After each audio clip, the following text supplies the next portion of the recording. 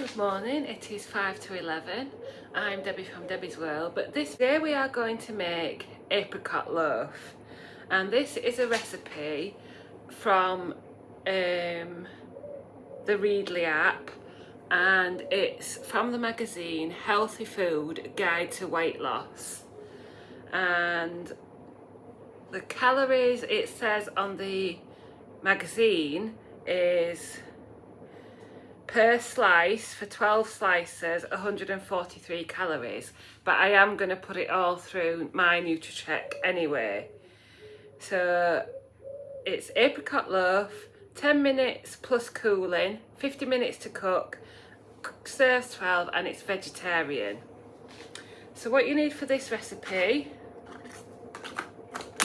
is some low fat spread. I've gone for Clover Light, 175 grams of dried apricots, chopped, which we need to do, 100 grams of light muscovado sugar. I've just got this light brown sugar, 420 gram can of apricot halves in juice, and we'll need to blend those, so you'll need a blender, 1 teaspoon baking powder, 125 grams of wholemeal flour, and 125 grams of self-raising flour. So I have heated my oven to 180 degrees, and I've also got a 2-pound loaf tin, greased and either lined with baking paper or these little loaf tin liners that you can get from either Lakeland or places like Home Bargains. So yeah, oven on at 180, loaf tin ready, and the first thing I'm going to do is chop my apricots and chop my dried apricots and blend my tinned apricots.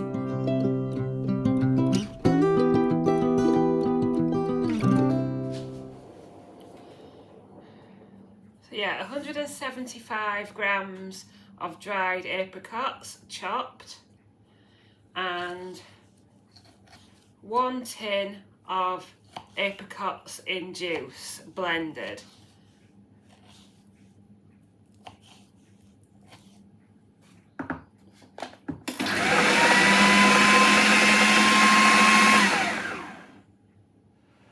Then we need to be over here at the stove with a pan, a saucepan. I've got my scales under the pan if you can't quite see, and I'm going to add my 30 grams of low fat spread to the pan. It's not on yet. Then to my pan I'm going to add the 100 grams of light brown sugar or light muscovado. I'm going to add my chopped apricots, and I'm going to add my blended apricots. Yum. And then I'm going to bring that to the boil. While that's boiling, the apricot mix, I'm going to weigh out my flours. So we've got 125 grams of wholemeal flour. Right, so while the apricot mix is cooling over there, I've got my flours and baking powder. So again, that's 125 grams of wholemeal flour and 125 grams of self-raising flour and a teaspoon of baking powder, and I've just mixed them up, ready for everything to be mixed together. And now I'll add them to my calorie app. Right, now the apricot mixture that's been on the stove or the hob has cooled slightly. I'm going to mix it in with the flours.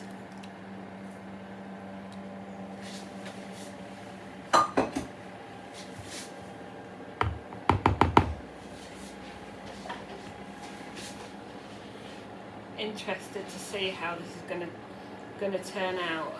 I'll be back in a moment. So this is how the mix looks once everything is mixed in. And I can tell you that the calories on my app at the moment come to 163 per slice, which is about 20 calories more than the original recipe said, but perhaps I've used slightly different ingredients. But it does just show you that it's better to run things through your own app that you use quite a bit. So the next thing is to get this mix into my cake tin. Splodge.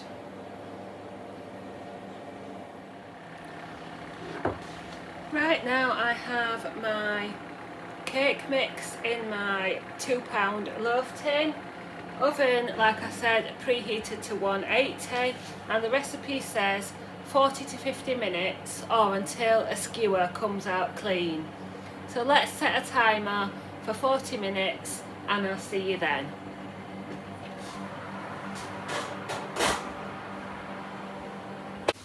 Right, 40 minutes in the oven and the expert wants to get involved as usual. So come on, we've got our, what do you call these? Skewers? Cake tester. Or a cake tester, yeah.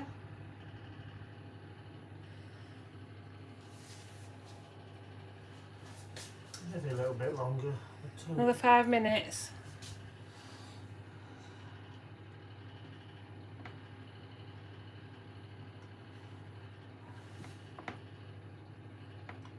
How long's it been in?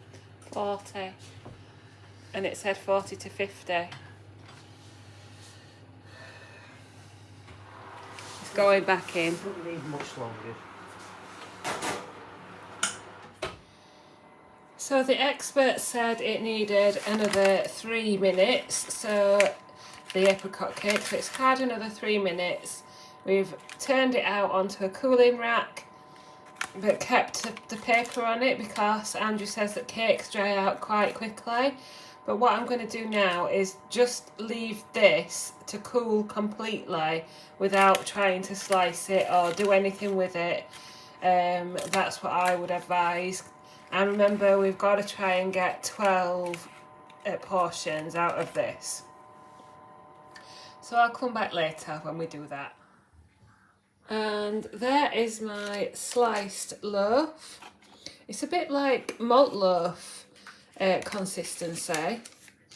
It looks delicious. 163 calories per slice, but I am going to try a slice later with some yogurt, so I'll let you know what I think. So here is how I am serving my apricot cake as an evening snack. I'm having 1 slice and a dollop of total Fahey total 0% fat. So I will go away and taste this now and let you know what I think. So I'm in the kitchen. Andrew's just watching a video in there, and I am here to give you my opinion of the apricot cake. Yes, it's very, very nice. It's not too sweet, and does have a, this is going to make it sound bad, but it has a more stodgy texture. So 1 slice with that yogurt was enough for me, and it does have the texture similar to a heavy fruit cake or a oh, what's it called? Yes, it does have the same texture as like or not texture, but the same feeling to like Sorreen or something like that, you know, the quite moist fruit loaf that you can get. And you can add, well, I wouldn't put the apricot cake in the toaster, but yeah. And what I've done is I've sliced it into 12, as you've seen, and I've put packets of 2 slices in the freezer, and I can just take a packet out and then eat those 2 slices over the next few days, because there's only me in the house at the moment who will eat it. So final comment is